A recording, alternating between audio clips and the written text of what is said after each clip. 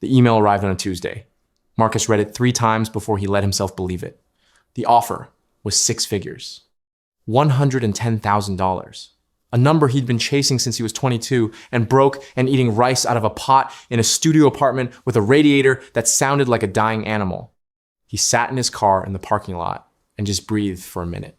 This was it. This was the number that meant he'd made it. No more math at the grocery store. No more flinching when the card went through. He'd arrived. The feeling lasted about a month. 18 months later, Marcus is sitting in a nicer car, in a nicer parking lot, staring at a checking account that is doing the exact same thing it did when he made 40 grand. It's tight. It's tight on the day before payday in a way that makes absolutely no sense because he is now, by every official measure, a person who made it. He got the number. The number was supposed to be the finish line. And somehow the finish line has quietly rolled another 100 yards down the track, and he's still running in a better pair of shoes, wondering what he did wrong. My name is Wealth Peak, and today we're answering the question that a shocking number of people are too embarrassed to say out loud. Why do you feel broke on a salary that half the country would call a fortune? Because before we go 1 inch further, I need to get one thing out of the way, and I need to be honest about it. Yes, I know, feeling broke on 100 grand sounds to a lot of people like complaining about which of your yachts leaks. If you're watching this making $35,000, the idea that 6 figures feels tight might make you want to throw your phone across the room. And you'd be right to. So let me be clear. This video is not a pity party for high earners. This is a teardown of a machine. And here's why it should matter to you, even if you're nowhere near 6 figures yet. Because the exact same machine that eats Marcus's 110,000 is the one eating your 40. It's just bigger and hungrier at the top. Understanding it now is how you avoid becoming Marcus later. This isn't about his feelings. It's about the trap. And the trap doesn't care what you earn. So let's start with the number itself, because the number lied to you before you even got there. When you were a kid, 6 figures meant something specific. It meant a house, a boat maybe, definitely a comfortable life with margin to spare. But the goalpost you were aiming at was planted decades ago, and nobody moved it in your head. $100,000 today buys you roughly what, 60-something thousand bought in the year 2000? Inflation quietly ate almost 40% of the magic while you were busy earning your way toward it. So the number that felt like a mansion in your imagination shows up in real life as a solid, respectable, entirely non-magical income. You didn't fail to enjoy it. It just wasn't carrying what you thought it was carrying. But here's the thing, and this is important, that inflation gap does not actually explain the tightness. Because even adjusted down, that's still real money, more than most people ever see. So if the number is still genuinely good, and it still feels like nothing, something else is doing the eating. And this is where everybody points at the obvious suspect. Lifestyle creep. You've heard the term. You get the raise, so you deserve the nicer apartment. The bonus comes in, so obviously the car needs an upgrade. Your income goes up, and your spending rises to meet it, like water finding its level, and you end up with the same amount left over as when you made 40 grand less. It's real. Marcus absolutely did this. The car in the nicer parking lot is not an accident. The apartment with the exposed brick and the rooftop he's used exactly twice is not an accident. And I could stop here, wag my finger, tell you to just spend less, and you could close this video feeling appropriately guilty. But I'd be lying to you, because lifestyle creep is the suspect everyone names, precisely because it's the one that lets everyone off the hook. If it's all just your weak willpower, then the fix is simple discipline, and we can all feel superior. The truth is messier. Lifestyle creep is real, but it's the getaway driver, not the mastermind. There are 3 bigger thieves in this house, and the first one is standing right in front of your paycheck before you ever see $1 of it. Let's talk about the gap between what you earn and what you actually get. Marcus's offer letter said 110,000. Marcus has never once seen 110,000. That number is gross, and gross is a fantasy. By the time federal tax, state tax, Social Security, and Medicare take their cut, a single high earner can easily lose 1/3 of that or more before it hits their account. So the 110 in the story he tells at parties is really more like 70-something in the account he actually lives out of. That alone reframes the whole thing. He didn't get a six-figure life. He got a six-figure headline and a five-figure reality. And it gets sneakier because as your income climbs, you don't just pay more tax, you start losing things. This is the part almost nobody explains. All those credits and deductions and breaks that lower earning households get, they phase out as you climb. The child tax credit shrinks, certain deductions vanish, income-based benefits disappear.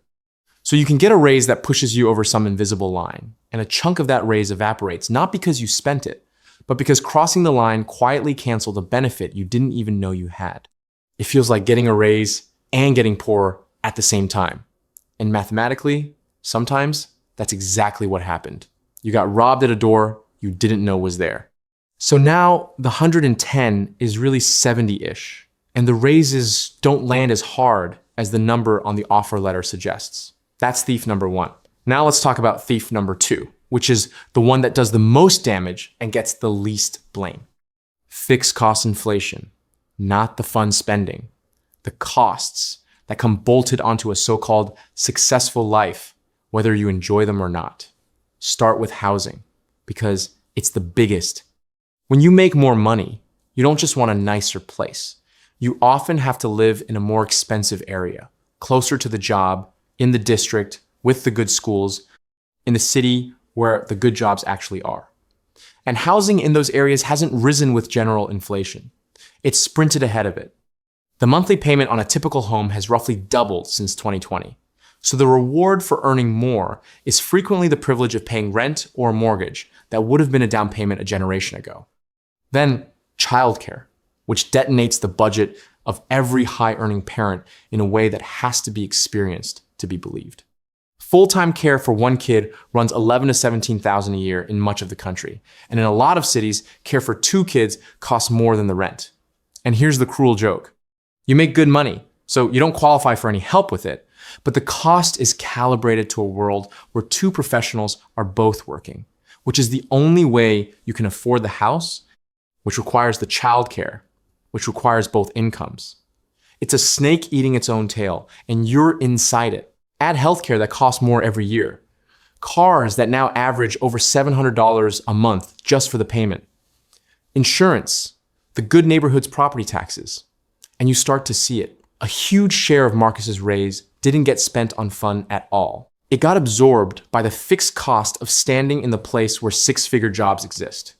He's not living large. He's paying an enormous cover charge just to be in the room.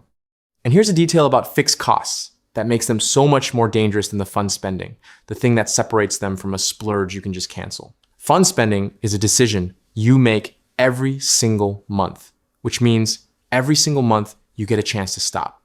Fixed costs are a decision you make once, and then they charge you automatically, forever, whether you're paying attention or not. The lease you signed, the car you financed for 6 years, the house in the good district. You chose those in a single hopeful afternoon, and now they reach into your account on their own, every month. No willpower required on their part, and no easy exit available on yours. This is why cutting back never feels like it works. People try to fix a fixed cost problem by skipping lattes, and it's like trying to bail out a sinking boat with a coffee mug while ignoring the hole in the hull. The latte was never the leak. The leak is the stuff you signed for and forgot you were still paying. So we've got a number that shrank, a government that takes a third and claws back the rest, and a set of fixed costs that scale up faster than the salary that's supposed to cover them. And this brings us to the thing that ties it all together. The reason it feels less like wealth and more like a very well-dressed panic. It has a name, the Henry. High earner, not rich yet.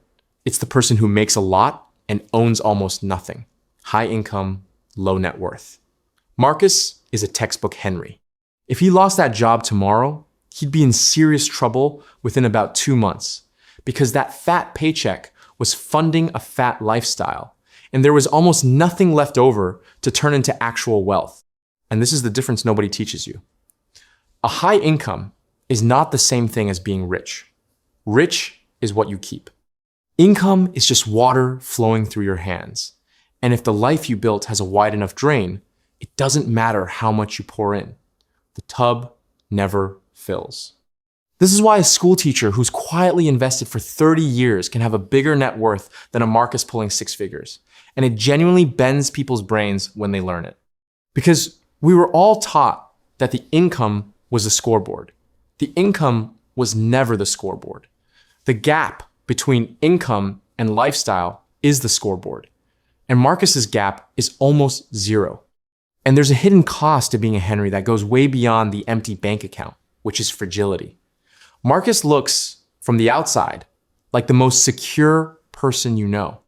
Big title, big salary, nice car. But that entire structure is balanced on one thing: the paycheck continuing to arrive on schedule. He has no reserve, no buffer, no wealth underneath him to catch a fall. So he's actually one layoff, one health scare, one bad quarter away from the whole thing coming down, and he knows it somewhere in the back of his mind. And that quiet knowledge is a big part of why the money never feels like safety. Real security isn't a high income. Real security is having enough set aside that a bad month is an inconvenience instead of a catastrophe. Marcus has the income of a secure person and the reserves of a broke one, and his nervous system can tell the difference even when his job title can't. And look, if this is landing a little too accurately, if you're doing quiet math about your own tub and your own drain right now, that uncomfortable clarity is exactly the reason I built a school community. It's where I break down how I take this kind of research and turn it into a faceless YouTube channel that actually grows the digging, the scripting, the whole system, step by step. No gatekeeping, no upsell. If you've ever thought about building something of your own out of this exact kind of curiosity, the links are in the description. Come hang out. Now, there's one more piece, and it's the psychological one. Because even if Marcus fixed every mechanical problem I just described, the feeling would still creep back. There's a thing psychologists call the hedonic treadmill, and it's the quiet engine underneath all of this. It just means that humans adapt to whatever they have shockingly fast, and then it stops feeling special. The nicer car was thrilling for about 3 weeks. Now it's just the car. The apartment was a triumph for a month. Now it's just where he lives. Every upgrade becomes the new normal so quickly that the joy evaporates and only the payment stays. So he chases the next thing, gets it, adapts to it, and the baseline resets one notch higher forever. It's a staircase where every step you climb also raises the floor. So you're always standing in exactly the same spot, just paying more for the view. That's the whole machine. The shrunken number, the invisible tax haircut, the fixed costs, the empty net worth, and a brain wired to erase its own satisfaction the instant it arrives. No wonder 6 figures feels like nothing. It was engineered accidentally to feel like nothing. But I promised you honesty. And honesty means the other side. Because sometimes feeling broke on 6 figures isn't a mindset problem at all. Sometimes it's just correct. If you're a single income supporting a family of 5 in one of the most expensive cities in the country, 6 figures might genuinely not be enough to build wealth. And no amount of budgeting hacks will change that. In that case, the answer isn't to feel guilty about your lifestyle. It's to accept that the math is the math, and the real move is either raising the income further or changing the geography. Not every tight budget on a good salary is a discipline failure. Some of them are just an expensive reality. And I'm not going to insult you by pretending a spreadsheet fixes a genuinely under-resourced situation. So be honest with yourself about which one you're in, because the fix is completely different depending on the answer. All right, let me compress this whole thing into 3 beats in case you drifted off somewhere around the childcare. Your income is not your wealth. The gap between them is. The costs of a successful life scale faster than the salary that's supposed to buy it. And your brain will adapt to every upgrade you make, which means no amount of more will ever feel like enough on its own. Income isn't wealth. Costs outrun raises. More never feels like enough.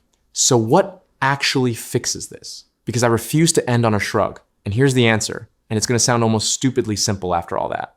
The thing you were actually chasing your whole life was never a salary. It was a gap. The distance between what you earn and what your life costs. That gap is the only thing that has ever felt like freedom. And it is the one thing more income does not automatically create. You can widen that gap from either side, and the income side, the raise side, is the one you have the least control over and the one your brain will sabotage the fastest. The other side, the cost side, is the one nobody wants to touch, and it's the one that actually works. Not deprivation, not eating rice out of a pot again, just freezing. The single most powerful thing a high earner can do is decide on purpose that the next raise doesn't get a matching upgrade. You let the income rise and you hold the lifestyle still, even for a while, and the gap opens up on its own. And that gap is where every dollar of actual wealth on earth comes from. Marcus doesn't need to make more. He needs to catch a raise and, for once, not spend it. Automate the difference into an account he never touches before his brain has time to invent a reason he deserves a nicer couch. Because the treadmill doesn't turn off. Let me be honest about that. There's no income where the adaptation stops and permanent bliss begins. That number does not exist, and chasing it is the exact loop that trapped Marcus in the first place. You don't beat the treadmill by running faster. You beat it by stepping off, one deliberate choice at a time, and deciding that enough is a number you get to set. Instead of one, the machine keeps moving on you. Marcus is still in that nicer car, by the way, but something small changed. The last raise, the one that came through in the spring, he didn't upgrade anything. For the first time in his adult life, a raise landed and his lifestyle stayed exactly where it was. The difference goes somewhere he doesn't look at. And the wild part, the part he didn't expect, is that the checking account finally stopped being tight the day before payday. Not because he made more, because for the first time, the tub had a smaller drain, and it started slowly, quietly to fill. He's not rich. He's not even close yet, but he's finally, actually, on the road instead of running in place on a very expensive treadmill, telling himself the next number would fix everything. So here's a question I'll leave you sitting with. Whatever you earn, whether it's 40,000 or 400, forget the raise you're waiting for. What is the smallest piece of your lifestyle you could freeze right now, today? And let the gap open up all on its own, because that gap was always the thing you were chasing. The salary was just the story you told yourself about it. Sit with that one. And if you want to figure it out next to other people doing the same thing, you already know where I'll be. I'll see you in the next one.